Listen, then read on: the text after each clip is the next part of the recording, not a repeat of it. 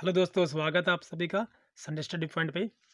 हम आपके लिए लिख रहे हैं स्टेट नवंबर 2020 के लिए हरियाणा शिक्षक पात्रता परीक्षा level 3 post graduate teacher lecturer Hindi के लिए हिंदी के क्वेश्चन है। तो वीडियो को अंत तक देखिएगा। वीडियो पसंद आए वीडियो को लाइक कीजिए। चैनल पर नया है चैनल को सब्सक्राइब कर लीजिएगा, साथ में बेल आइकन को प्रेस कर लीजिएगा हमारी अन्य वीडियोज़ देखने के लिए। नीचे डिस्कशन में या फिर आपको चैनल की प्लेलिस्ट से जाकर हमारी अन्य वीडियोज़ देख सकते हैं। Part 1 child development and pedagogy बाल विकास एवं शिक्षा शास्त्र के क्वेश्चन, रीजनिंग के क्वेश्चन, हरियाणा जी के जीस के क्वेश्चन, ये सभी आपको प्लेलिस्ट से लिंक मिल जाएगा। चलिए आज के हमारे पहले क्वेश्चन चलते हैं। आज का हमारा पहला क्वेश्चन है, असंगत का चुनाव कीजिएगा। गुप्त प्रेमचंद, विविध प्रसंग हजारी प्रसाद, कुहासा अमरकांत, तिरछी रेखाएं हरिशंकर परसाई। तो सही आंसर क्या होगा? सभी आंसर दें। असंगत युग्म का चुनाव कीजिएगा। तो राइट आंसर क्या होगा हमारा?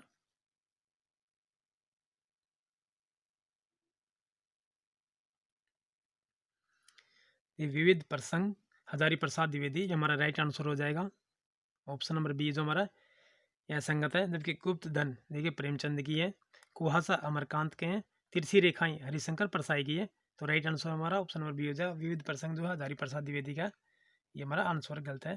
चलिए सही आंसर हमारा ऑप्शन नंबर बी हो जाएगा। ठीक है, चलिए अगला प्रश्न हमारा, निम्न नाटकों में से कौन सा भारतेंदु द्वारा विरचित मौलिक नाटक नहीं है? प्रेम जोगिनी, नील देवी, अंधेर नगरी, विद्या सुंदर। तो सही आंसर क्या होगा? सभी आंसर दें। भारतेंदु द्वारा विरचित यानी लिखे हुए मौलिक नाटक नहीं है। कौन सा मौलिक नाटक नहीं है भारतेंदु हरिश्चंद्र जी का? ये ऑप्शन नंबर डी जो है विद्याधर, देखिए विद्या सुंदर, ये हमारा मौलिक नाटक नहीं है। जबकि प्रेम जोगिनी, नील देवी, अंधेर नगरी ये एक मौलिक नाटक है।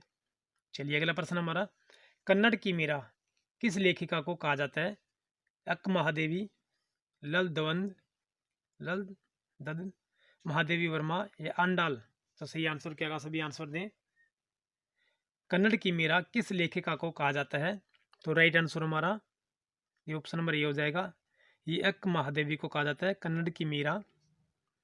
देखिए बागड़ की मीरा, ठीक है, किसे कहा जाता है? मीरा को कहा जाता है।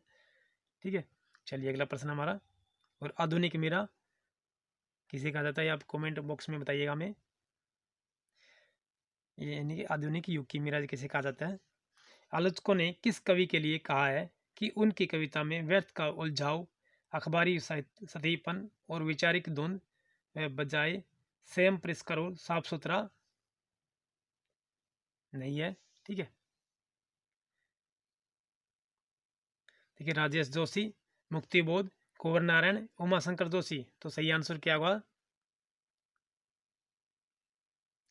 कि आलोचक ने किस कवि के लिए कहा है कि उनकी कविता में व्यर्थ का उलझाव, अखबारी सतहीपन और औपचारिक द्वंद का बजाय स्वयं परिष्कार और साफ सुथरापन नहीं है?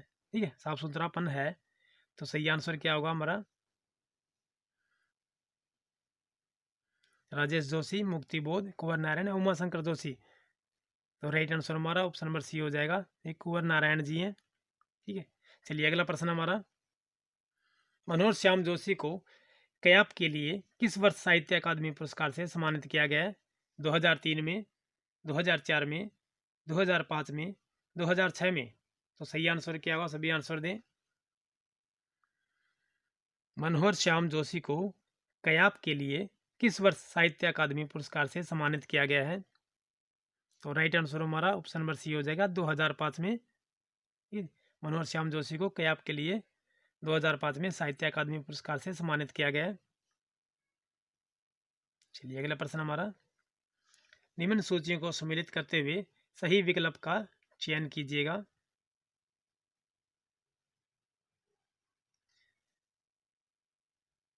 सूची 1 और सूची 2 दी गई है। ये जगत विनोद, कृप सामने देखिए भूषण है, कृपाकंद देव, सुजान विनोद पद्माकर या दूषण उल्लास गणानंद। तो सही आंसर क्या होगा? सभी आंसर दें। ABCD में से क्या होगा?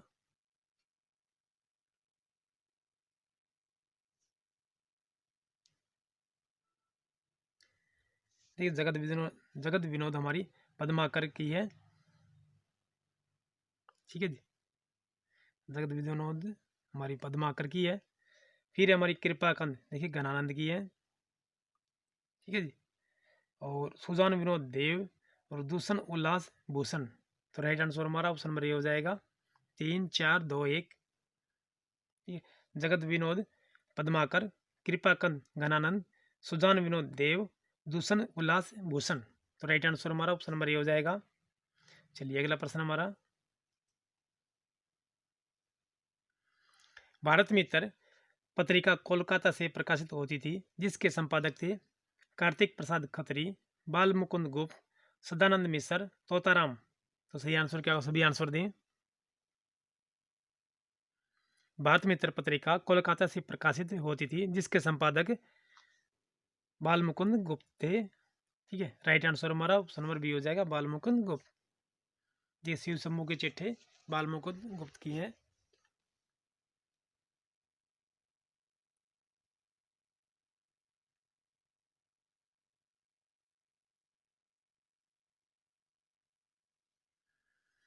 चलिए अगला प्रश्न हमारा, भक्ति काल के निम्नांकित में निम्नलिखित कवियों को आरोही कालक्रम में व्यवस्थित कीजिएगा।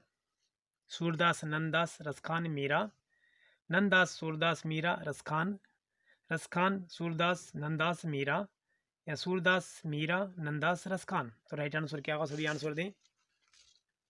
भक्ति काल के निम्नलिखित कवियों को आरोही कालक्रम में व्यवस्थित कीजिएगा।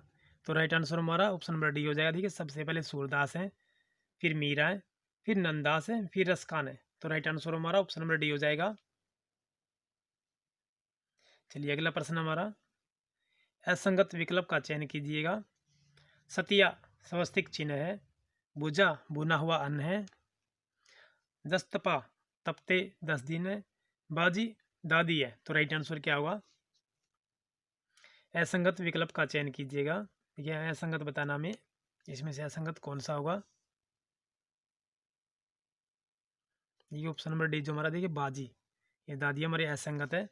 राइट आंसर हमारा ऑप्शन नंबर डी हो जाएगा। चलिए अगला प्रश्न हमारा, तेरे दिमाग में तो लोहा भरा है, विद्या का ताप कहाँ लगेगा इसमें। त्रिलोक सिंह के इस कथन को लेखक ने क्या कहा है। सर्जन की चमक, जबान का चाबुक, जबान की धार, जबान की तलवार। तो राइट आंसर क्या होगा, सभी आंसर दें। तेरे दिमाग में तो लोहा भरा है, विद्या का ताप कहाँ लगेगा इसमें। तो राइट आंसर हमारा ऑप्शन नंबर बी हो जाएगा, जबान का चाबुक है ये। त्रिलोक सिंह के कथन को इस लेखक ने क्या कहा है, जबान का चाबुक।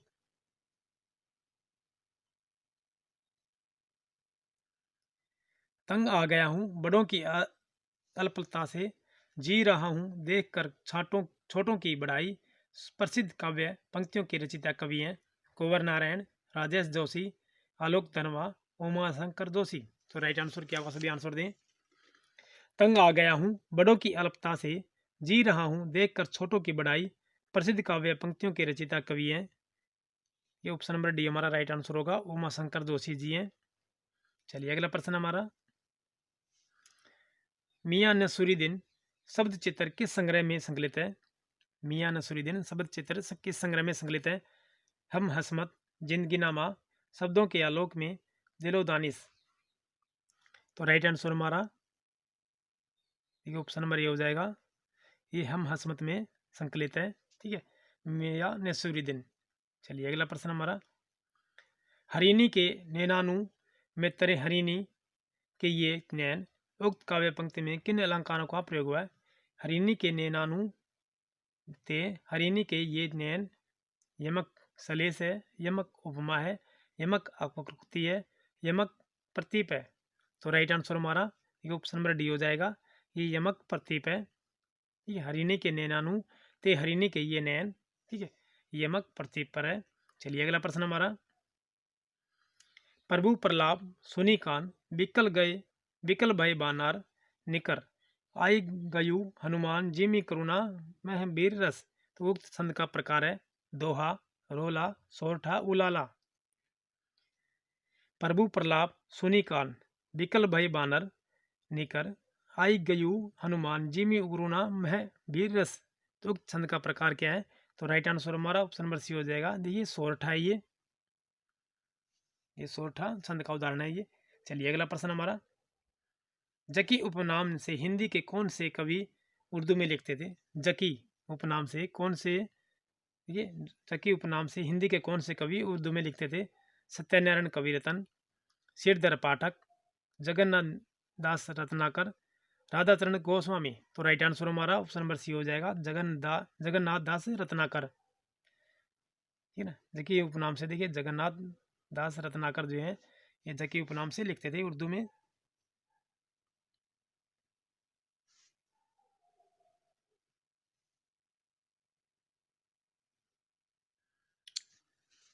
निम्न में से कौन सा कथन असंगत है? जिनेंद्र की पहचान हिंदी साहित्य में एक गंभीर कथाकार एवं चिंतक के रूप में है। साहित्य का श्रेय और प्रेम उनका विचार प्रधान निबंध संग्रह है। वात्यायन तथा नीलम देश की राजकन्या इनके प्रमुख उपन्यास हैं। जिनेंद्र का जन्म सन 1905 में तथा निधन 1990 में हुआ। तो असंगत बताना में कौन सा होगा राइट आंसर?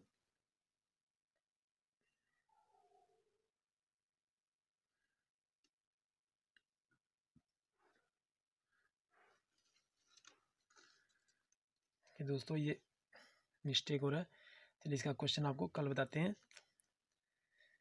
ये चलिए, the diary of the young girl शीर्षक से अंग्रेजी में 1952 में प्रकाशित एन ब्रैंक की डायरी मूलतः किस भाषा में प्रकाशित हुई है? इतालवी भाषा में, स्पेनिश भाषा में, ग्रीक भाषा में, डच भाषा में? The diary of the young girl शीर्षक से अंग्रेजी में 1952 में प्रकाशित एन फ्रैंक की डायरी मूलतः किस भाषा में प्रकाशित हुई थी? तो राइट आंसर हमारा ऑप्शन नंबर डी हो जाएगा। देखिए डच भाषा में प्रकाशित हुई थी the diary of the young girl. चलिए अगला प्रश्न हमारा, असंगत शब्द युगम को चयन कीजिएगा। 252 वैष्णव की वार्ता गोकुलनाथ, विताली 25 सूरती मिशन, श्रृंगारस मंडन नाभादास, अगहन महात्म्य वैकुंठमणि शुक्ल। तो राइट आंसर क्या होगा? सभी आंसर दें। ये हमें असंगत बताना है इसमें से। 252 वैष्णव की वार्ता गोकुलनाथ, बेताल 25 सूरती मिश्र, श्रृंगार रस मंडन नाभादास, अगहन महात्म्य वैकुंठमणि शुक्ल। तो राइट आंसर क्या होगा? देखिए ऑप्शन नंबर सी हमारा राइट आंसर हो जाएगा। श्रृंगार रस मंडन जो है नाभादास की, ये असंगत है, जबकि तीनों ही हमारे सही हैं, राइट आंसर है।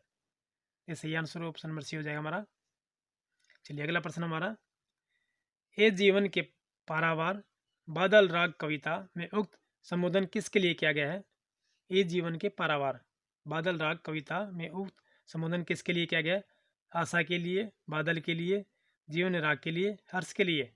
तो सही आंसर क्या होगा? सभी आंसर दें। ठीक है, राइट आंसर हमारा ऑप्शन नंबर बी हो जाएगा, बादल के लिए किया गया ये। ए जीवन के पारावार बादल राग कविता में उक्त संबोधन किसके लिए किया गया है? ये बादल के लिए किया गया है। राइट आंसर हमारा ऑप्शन नंबर बी हो जाएगा। चलिए अगला प्रश्न हमारा, सहर्ष स्वीकारा है मुक्तिबोध की है कविता किस संकलन में संकलित है? चांद का मुंह टेढ़ा है, काठ का सपना, बुरी बुरी खाक धूल, सत्य से उठता हुआ धुआं आदमी। तो सही आंसर क्या हो? सभी आंसर दें।